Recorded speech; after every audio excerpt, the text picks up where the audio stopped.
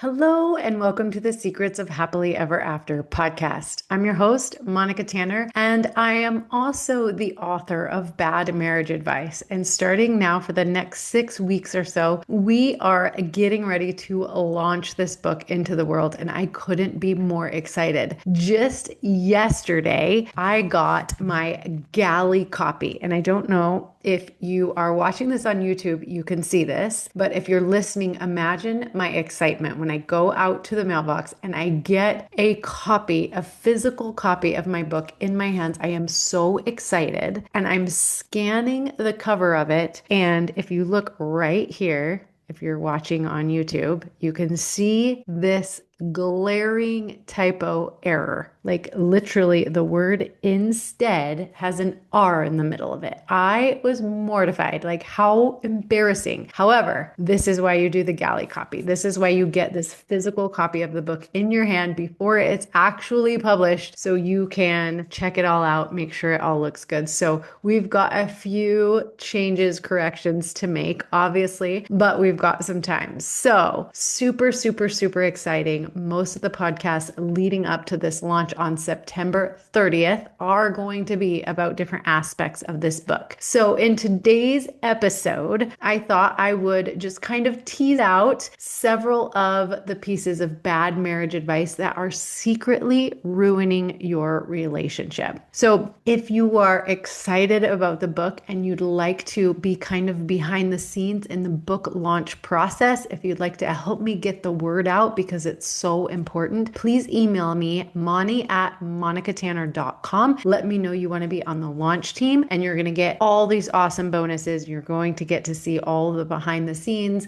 You're going to get to talk to some of my amazing relationship expert friends, and it's going to be awesome, I promise. All right, so let's get started with this episode. And I want to start with a question. Have you ever been given a piece of marriage advice that sounded sweet at the time, but now that you've actually been married, lived with another human, kind of been through some challenges together, you realize that that piece of advice was kind of terrible? Well, that has been the total guidepost for this book. I wanted to prep my son and his beautiful new bride for what was going to happen because they are getting married so young. I knew that so many well-meaning, well-intentioned adults in their life who care about them were going to start giving them all of this marriage advice. And probably they were going to go, oh yeah, that sounds like great advice. But I didn't want them to be kind of stumped or, misguided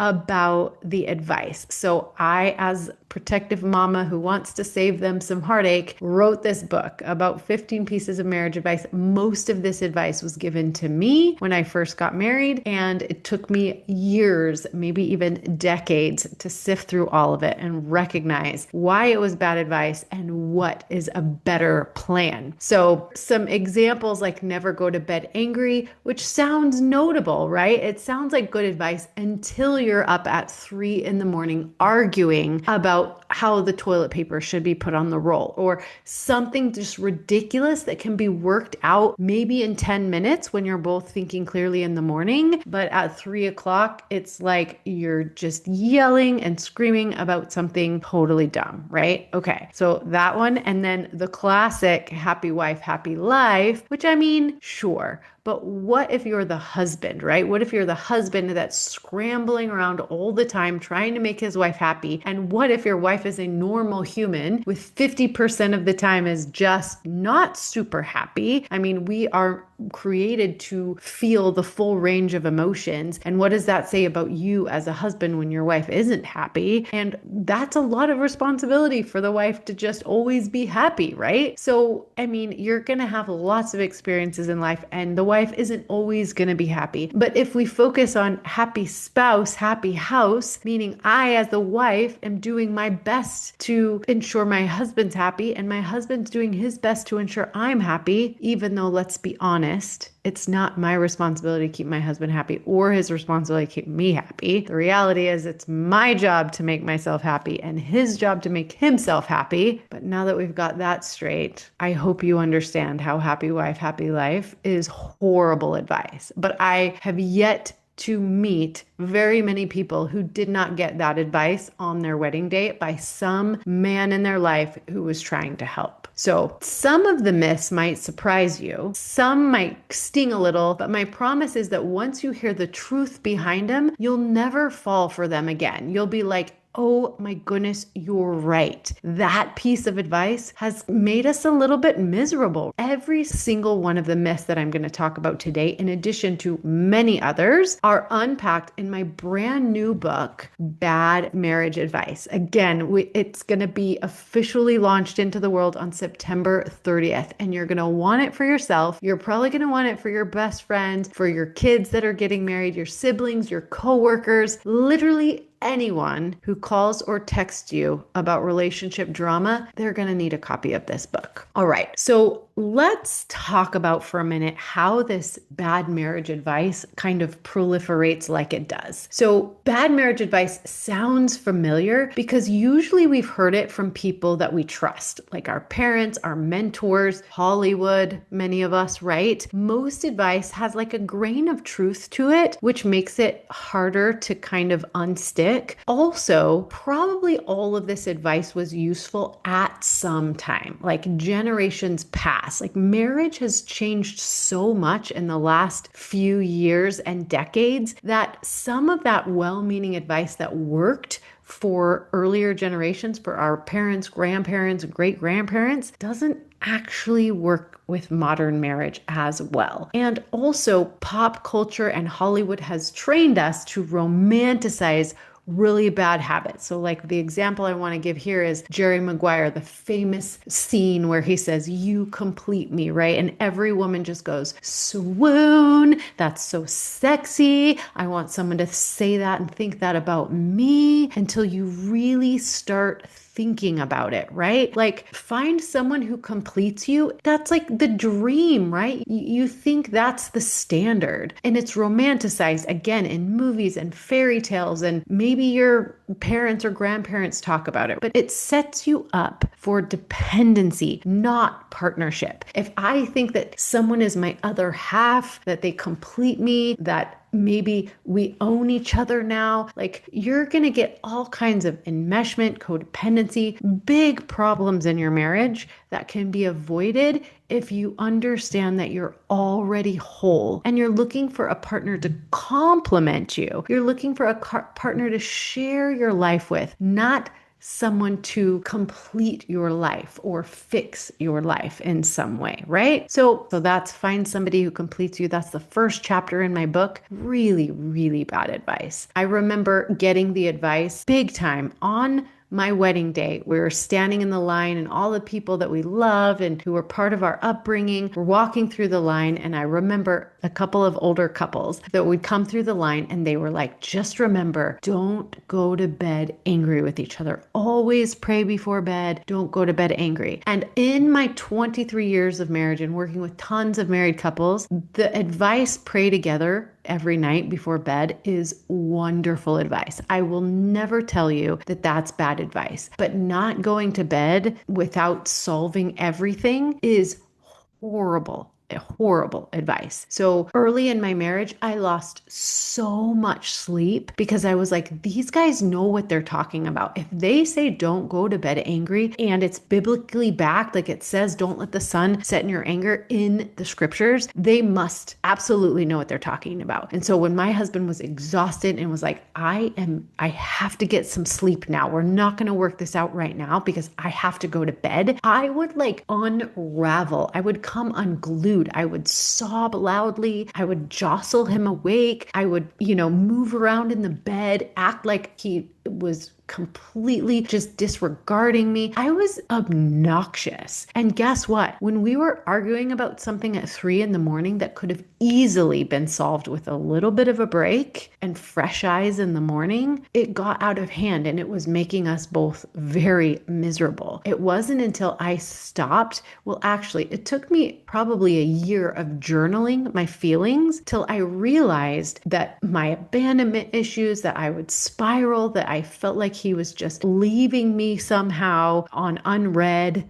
That's kind of the modern term of it, right? And it was painful for me, but he didn't really understand that because he didn't have the experiences that I had growing up. So when I finally could like muster up the ability to communicate with him what it felt like to me inside when he could turn over and go to sleep, not only that it was my abandonment issues, but also I was like, we're not listening to the wisdom of our elders, right? But once we both could understand the experience that I had, there was a simple fix. And this is what it was. He would say, Monica, I love you. I'm not going anywhere, but right now I'm too tired to think about this clearly. So let's get some sleep and talk about it in the morning. And guess what happened? Way healthier communication. Most of the time we didn't have a lot to talk about in the morning because it was just that we were tired and grumpy and taking it out on each other. But when we did have something to talk about in the morning, we could talk about it so much more productively because we had fresh eyes, we had rested, we'd taken a breather and gotten some perspective, and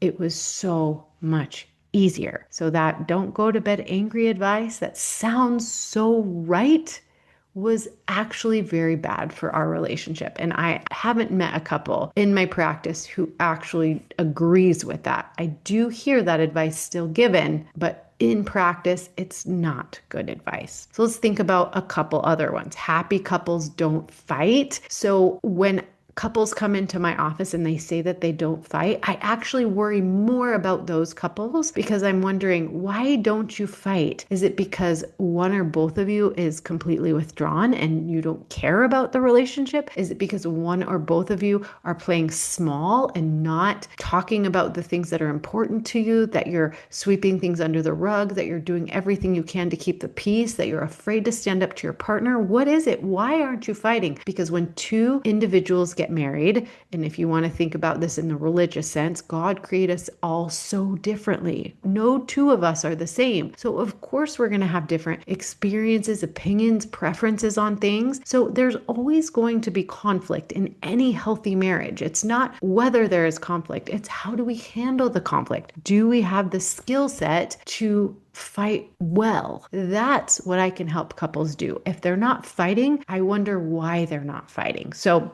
John and Julie Gottman have done a ton of research on happy, healthy couples. And what they found is that healthy couples have just as many conflicts as unhappy couples. They just know how to repair, they know how to communicate, and they prioritize the relationship, meaning they work as a team against the conflict versus working against each other. So those are the major differences between the couples that are happy and the couples that are unhappy. It's not how much conflict, it's how do they handle the conflict. So the truth is, here's the real truth behind it, fighting fair builds connection. So the more conflict that we have and the better we handle it, the more connection we're going to create out of that conflict. So fighting is actually a pretty good thing, right? And then if you've heard me talk on any other podcasts, I'm very passionately opposed to this idea that marriage is all about compromise. Again, probably at some point in history, this idea of compromising in marriage was really good advice, but it's very outdated. There's no reason to compromise anymore. We have so many resources. We have so many options. There's so many ways of doing things in our modern world that compromise is a very outdated idea. It breeds lazy communication. If you want to compromise, that means I give up some, you give up some, sometimes a lot. We meet in the middle. Nobody actually gets what they want. It engenders a lot of scorekeeping and resentment, and it makes me feel like I'm giving a lot and getting less in return. That's what compromise does. Now, collaboration, which is what I teach in the book, is all about getting very curious, getting vulnerable, communicating with your partner, cooperating, and then coming up with collaboration, something that neither of the two of you could have come up with on your own. Meaning you take those differences of opinion, you take those different experiences, you widen your perspective, you put all the information out there, and then you do some research to figure out how can we get the best of what you feel strongly about, the best of what I feel strongly about, and create a plan for the two of us that takes into consideration all of the things that we both really care about. That's collaboration, not compromise. All right, so those are 5 of the myths. There are 15 in the book, and I want you to understand that every myth you believe shapes your behavior, the way you show up in the marriage, right? So over time, these small things that kind of guide your behavior, they either build intimacy or they build walls. The danger is not realizing why your connection feels shallow, why your marriage feels off, why you're feeling so resentful towards your partner, why your anger is coming out sideways instead of just being able to communicate the things that are important to you. You're passively, aggressively fighting against the connection in your partner, right? Because you're following this advice that everybody gives that turns out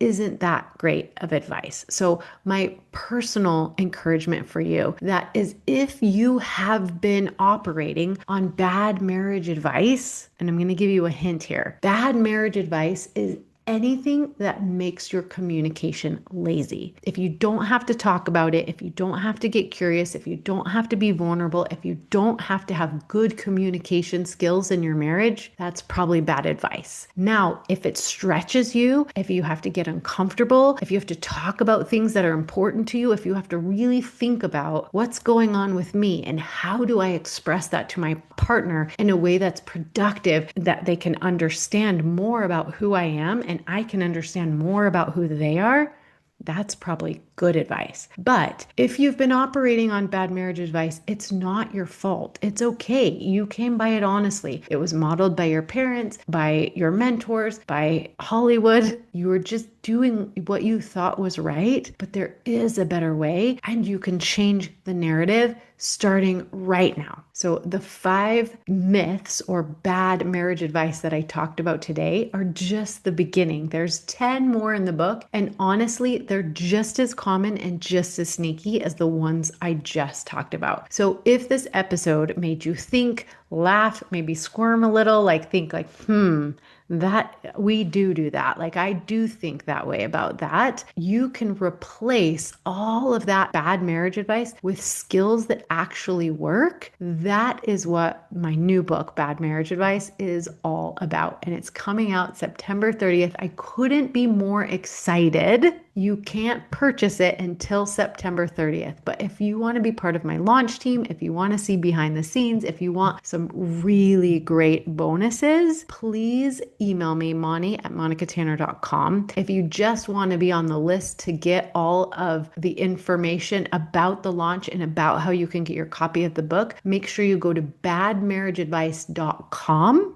get on that list, get the bonuses that there are there. And if you know anybody that could benefit from getting better marriage advice than all the little cliches that you hear all the time out there, please forward them this episode. Send them a link to badmarriageadvice.com. I guarantee they will thank you for it. So thank you so much for spending this time with me. Thank you so much for getting excited about the book. It's been a long time coming, and I cannot wait to get a copy into your hands, a copy that doesn't have a huge typo on the front cover.